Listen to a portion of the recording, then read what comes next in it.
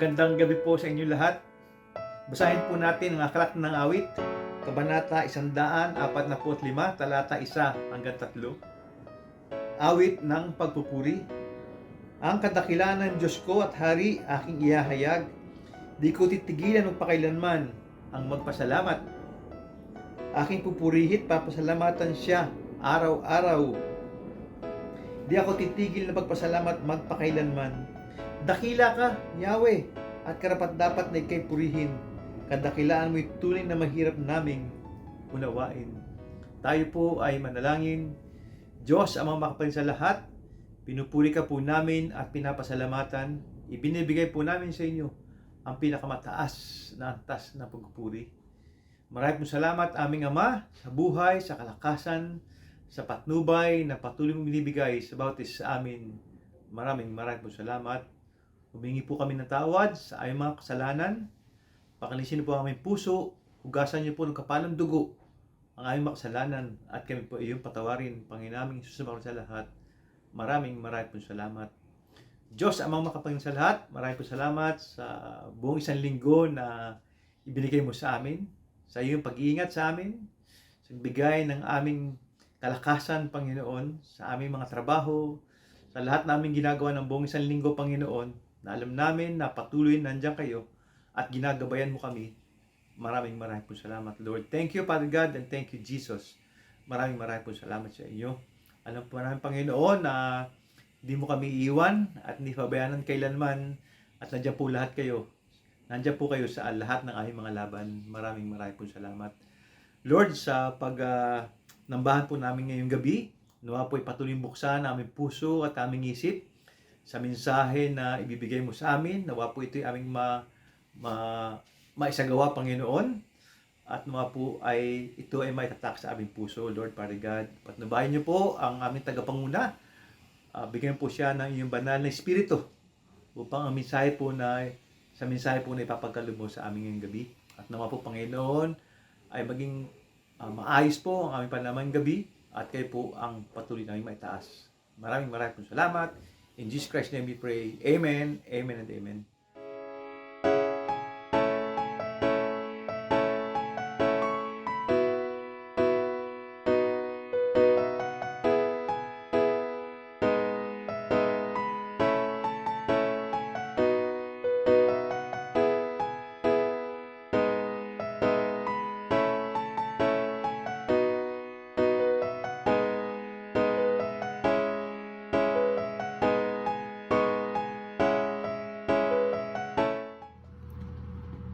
Isang mapagpalang gabi po sa ating lahat.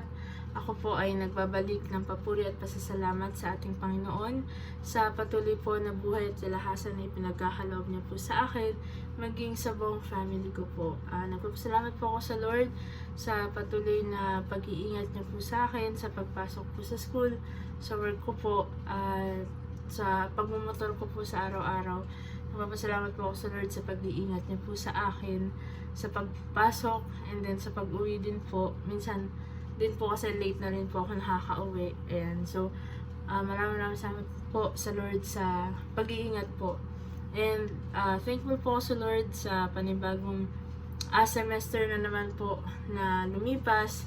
And then, ayun po, nagpapasalamat po ako sa Lord sa knowledge and wisdom na patuloy niya pong pinagkakaloob sa akin sa araw-araw sa pagtuturo ko po. Medyo challenging lang po din siguro physically kasi halos madami po akong hawak na sections, parang 10 na first year, then 4 po na second year. Ayan, so maraming salamat din po sa Lord sa knowledge and wisdom sa pagtuturo ko po, and then sa patuloy niya pong pag-guide sa akin and sa strength ko po sa araw-araw. Ayan. Nagpapasalamat rin po ako sa Lord sa provision niya po sa amin, sa aming family, maging kay mama, and then kay kuya. Nagpapasalamat po ako sa Lord sa pag-guide and sa pag-iingat niya din po sa amin sa araw-araw. Kahit na lahat po kami nagwo-work, nagpapasalamat din po ako sa good health na patuloy pong pinagkakaloob ng Lord sa amin. Ayan po, isang mapagpalang gabi po at Sa Diyos lamang po ang pinakamataas na papuri at pasasalamat.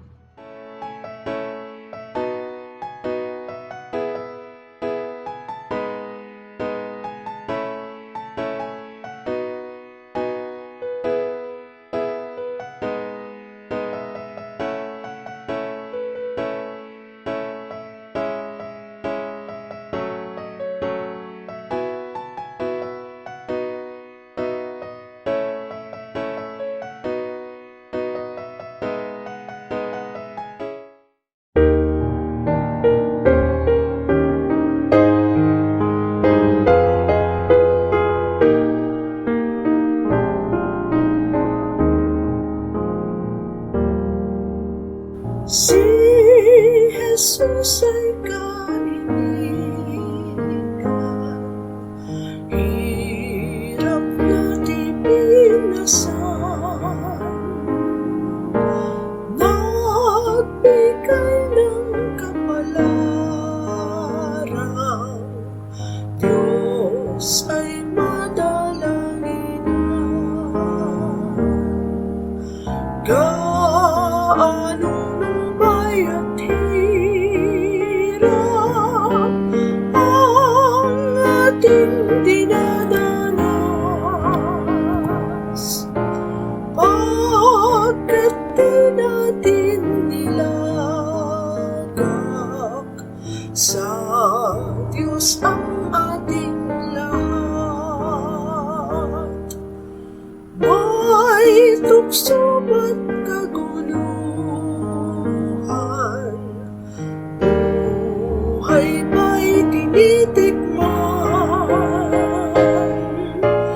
tayo ay huwag manglupay-pay, sa Diyos natin isaysay.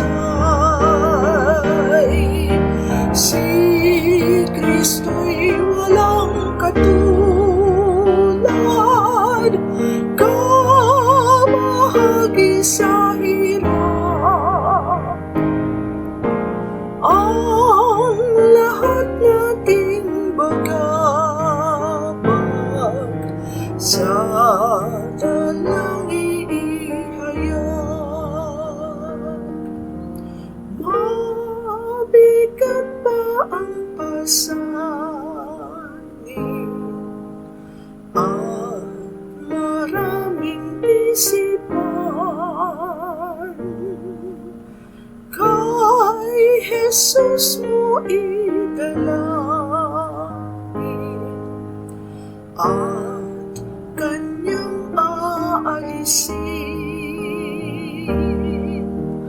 Kung kaibigay lumimot,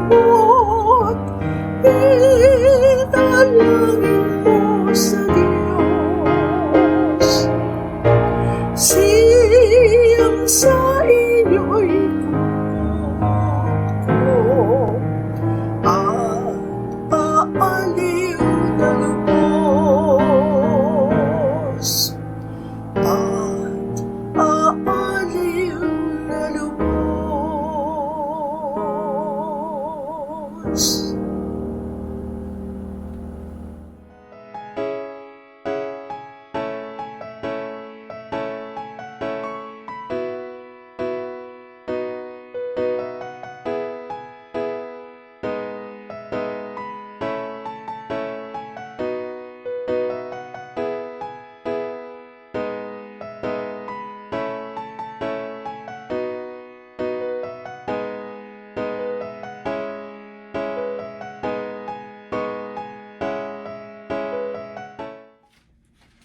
Isang mapagpalang gabi po sa ating lahat.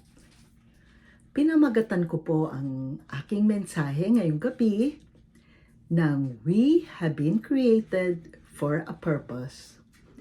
At ang tekstong pagbabatayan po natin ay mula sa Mga Gawa, chapter 13, verses 1 to 3. Ang pagkakasugo kina Bernabe at Saulo.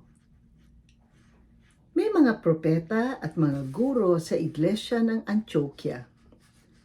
Kabilang dito si Bernabe, Simeon na tinaguriang Negro, Lucas na taga Cirene, Saulo at Manaen, kababata ng tetrarkang si Herodes.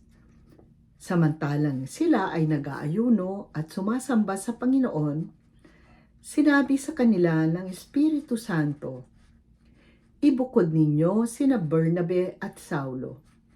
Sila ay hinirang ko para sa tanging gawaing inilaan ko sa kanila." Pagkatapos nilang mag-ayuno at manalangin, ipinatong nila sa dalawa ang kanilang mga kamay at sila ay pinayaon.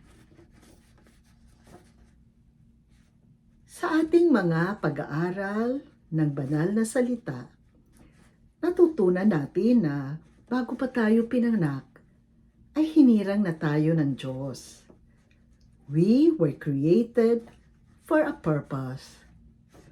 Tayo ay pinanganak para sa natatanging gawain. Nung kami po ay mga bata pa, tinuruan po kami ng aming mga magulang na may Diyos na makapangyarihan sa lahat. Sa Kanya kami magpapasalamat at dudulog sa pamamagitan ng panalangin kapag merong kaming pangangailangan. At upang mapaligaya namin si Jesus na nag-iingat at nagbibigay sa amin ng lahat ng biyaya, dapat kaming mga bata ay laging mabait at behave. Kaya naman ako ay lumaking mabait at behave. Kung ang nanantiba Servo ang tatanungin, ako daw ang favorite niya dahil mabait daw ako nung ako ay bata pa. Behave at hindi magulo kung nasa loob ng bahay-sambahan natin.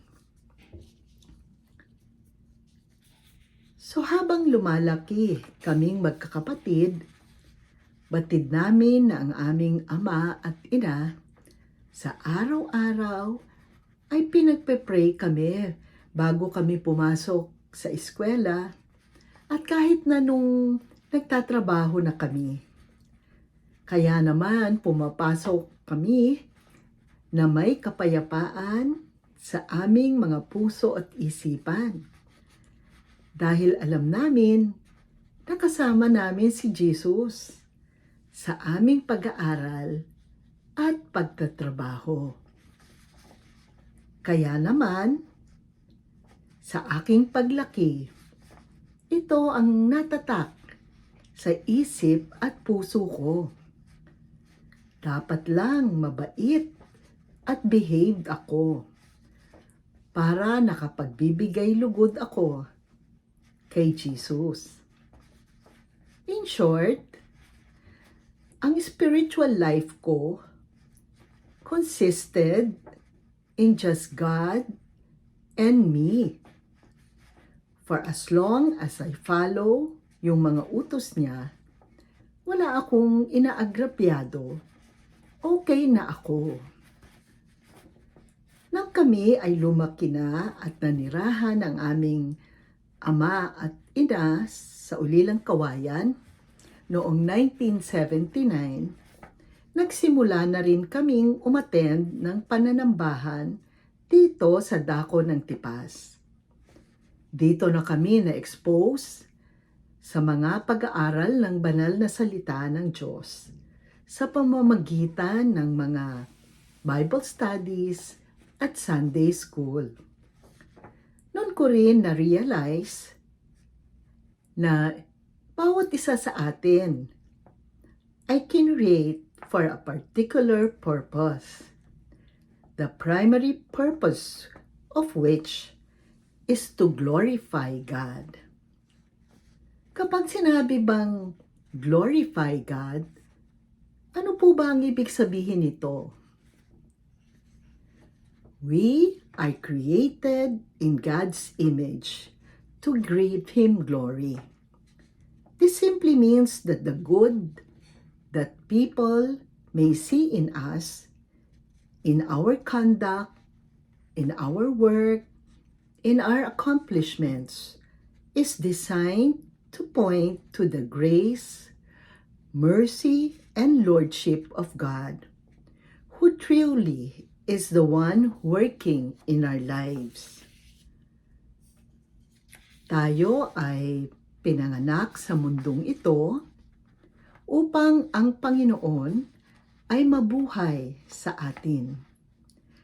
By focusing on Him sa araw-araw ng ating buhay, we are glorifying Him. Sa pamamagitan ng pananambahan, pananalangin, at pamumuhay ng naaayon sa Kanyang banal na salita, binibigay natin sa Kanya ang karapatang parangal at pagmamahal na ibig niya. Noon ko rin na-realize na sa ating buhay, spiritual, it's not just God and I. May kulang sa equation. Dapat ang Panginoon, ang aking kapwa, at ako. Ako ay pangatlo lang. At no amount of good works will save me, kundi ang walang hanggang biyaya ng ating Panginoon. Batid natin na si Jesus ay nag-iwan sa atin ng dalawang tanging utos na matatagpuan sa Lucas chapter 10 verse 26 na ganito ang sinasabi: Ibigin mo ang Panginoon mong Diyos ng buong puso, ng buong kaluluwa, ng buong lakas, at ng buong pag-iisip.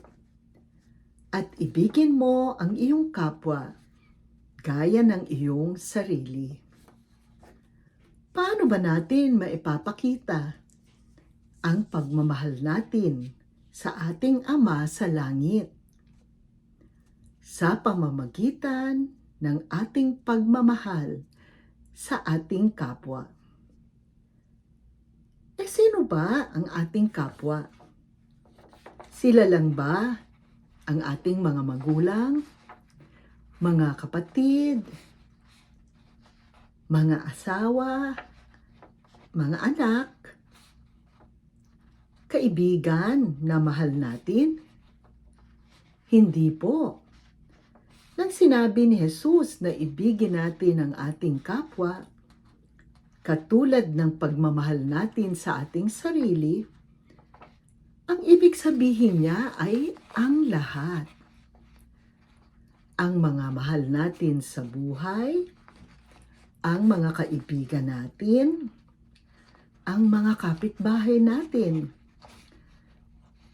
mga taong hindi kaibig-ibig, mga taong kaaway natin, at mga taong nagkasala sa atin.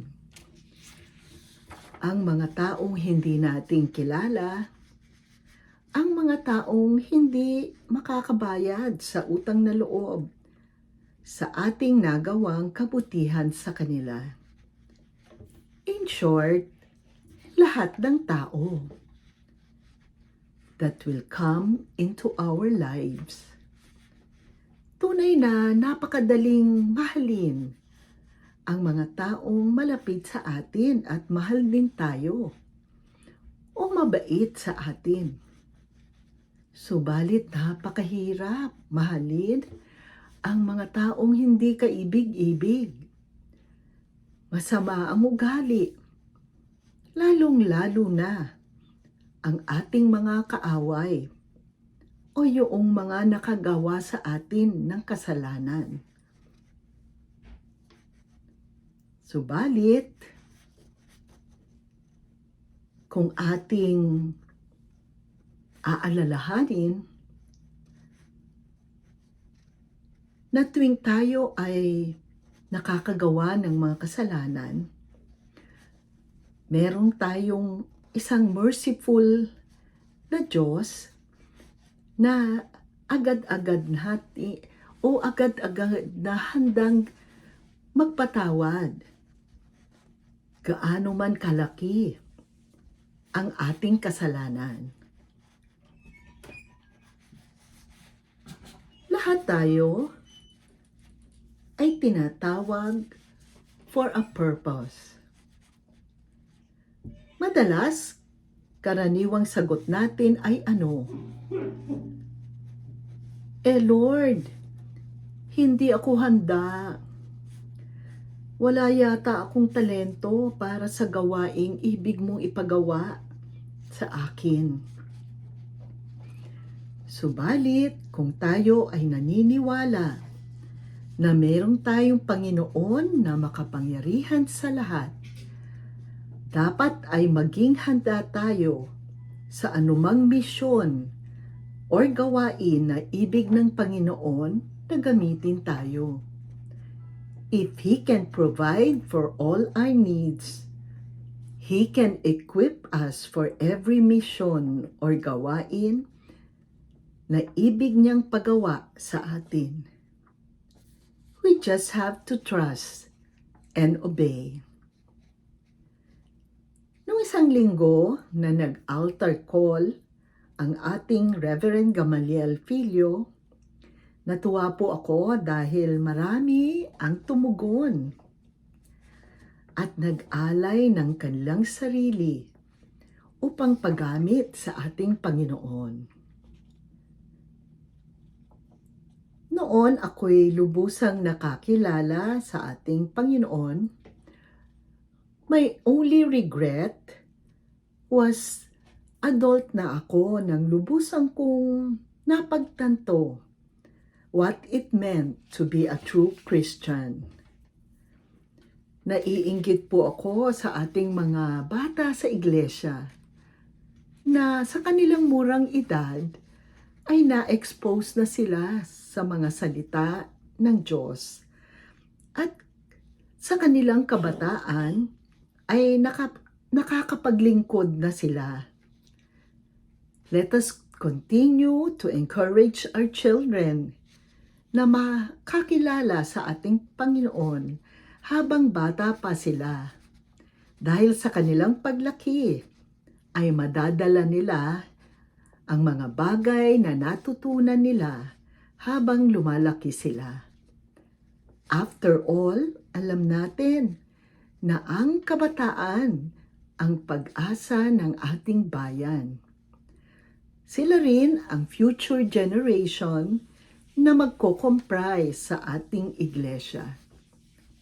Kaya nga, mga magulang at mga kapatid, sa ating patuloy na pagpupursige na mag-aral ng banal ng salita ng Diyos, sa ating araw-araw na pananalangin, sa patuloy na pamumuhay natin ng naaayon sa banal na kasulatan, let us take every opportunity na palakasin ang ating pananampalataya at encourage ang ating kapwa to do the same. Kaya't sa pagtawag sa bawat isa sa atin ng ating Panginoon for the purpose that He has created us, handang-handa na nating mabibigkas ang mga katagang, "Yes, Lord, gamitin mo ang iyong mga lingkod." Tayo po ay manalangin. Diyos amang makapangyarihan sa lahat, maraming salamat sa lahat ng mga biyayang patuloy mong ipinagkakaloob sa aming mga anak mo. Bagamat kadalasan hindi kami karapat-dapat. But we know, Lord, that you are a loving Father, ready to forgive our transgressions and always prepared to welcome us back to your fold.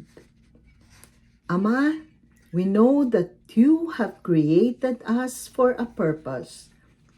Let us know what you want us to do. Batid namin, Ama, that bagamat palagay namin ay hindi namin kaya ang ibig mong ipagawa sa amin, ay ikaw ang magbibigay ng lakas ng loob sa amin. Ikaw ang magpo-provide ng lahat ng kaalaman, lahat ng resources, for as long as we provide a humble, willing mind and heart, open to your blessings. Panginoon, gamitin mo ang bawat isa sa iyong mga anak upang ang iyong pag-ibig, mercy, and compassionate heart ay makilala sa buong mundo. Let us all aspire to be blessings to others. All this we pray in Jesus' name. Amen.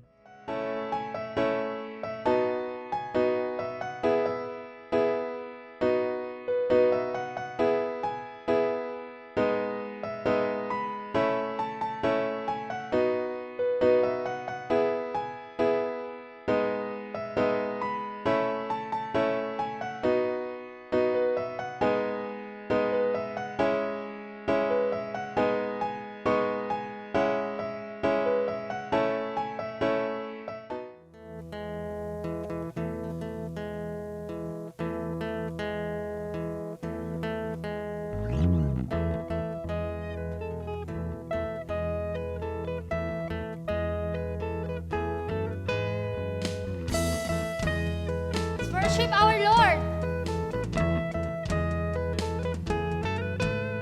This song in my heart, this song in my soul, this song I was born to sing. It's your song of freedom. Now I'm free to dance again. I'll sing in the darkness, I'll laugh in the rain, rejoice in your love again. It's your song of freedom. Now I'm free to dance again. Your spirit brings me liberty. Your bread of life has set me free.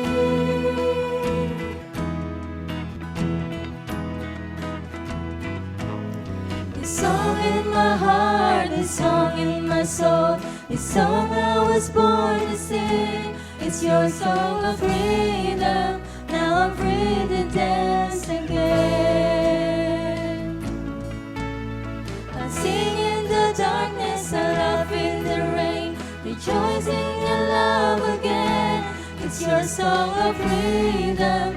Now I'm free to dance again.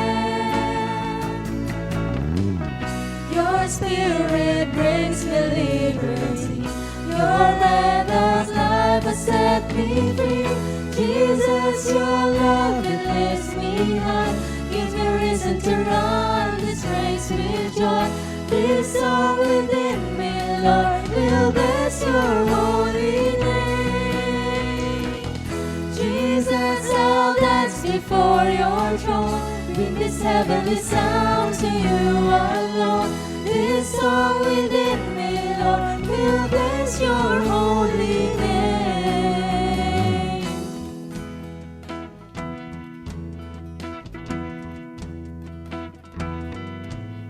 This song in my heart, this song in my soul, this song I was born to sing. It's your song of freedom. Now I'm free to dance again. I'll sing in the darkness, I'll laugh in the rain, rejoice in your love again. It's your song of freedom. Now I'm free to dance again. Your spirit brings me liberty. Your bread of life has set me free. Jesus, your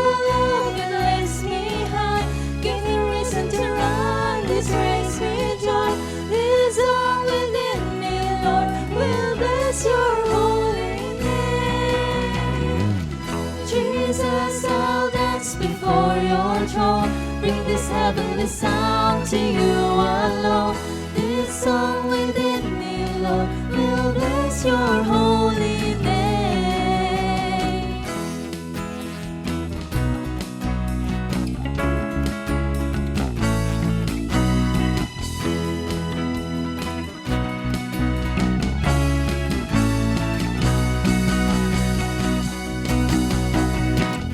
Jesus, your love, it lifts me high, gives me reason to run this race with joy. This song within me, Lord, will bless your holy name. Jesus, I'll dance before your throne, bring this heavenly sound to you alone. This song within me, Lord, will bless your holy name. We'll bless your holy name. We'll bless your holy name.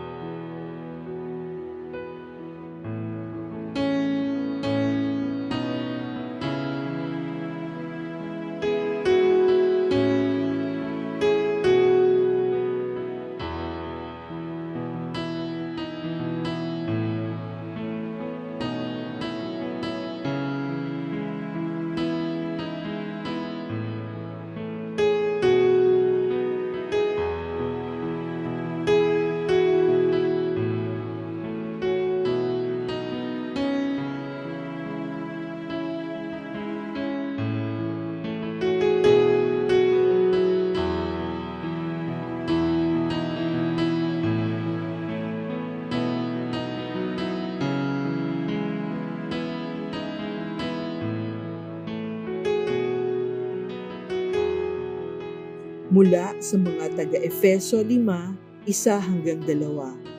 Dahil kayo'y mga anak na minamahal ng Diyos, tularan ninyo siya. Mamuhay kayong puno ng pag-ibig tulad ni Kristo. Dahil sa kanyang pag-ibig sa atin, inalay niya ang kanyang buhay bilang mabangong alay at handog sa Diyos.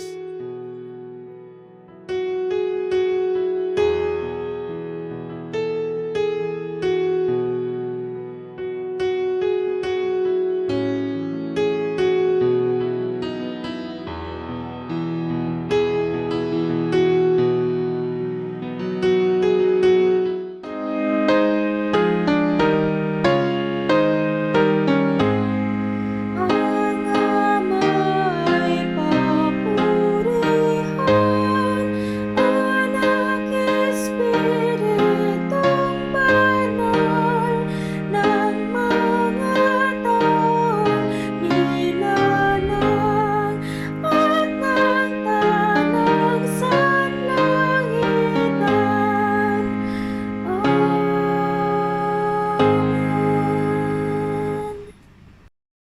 ngayon, igawad mo, Ama, ang iyong makapangyarihang bendisyon. Ang biyaya ng ating Panginoon Kristo, ang pag-ibig ng Ama, ang pakikipisa ng banal na Espiritu, ang siya na mag-ingat at mag-ampon sa atin, mula ngayon at magpakailan-kailanman. Amen.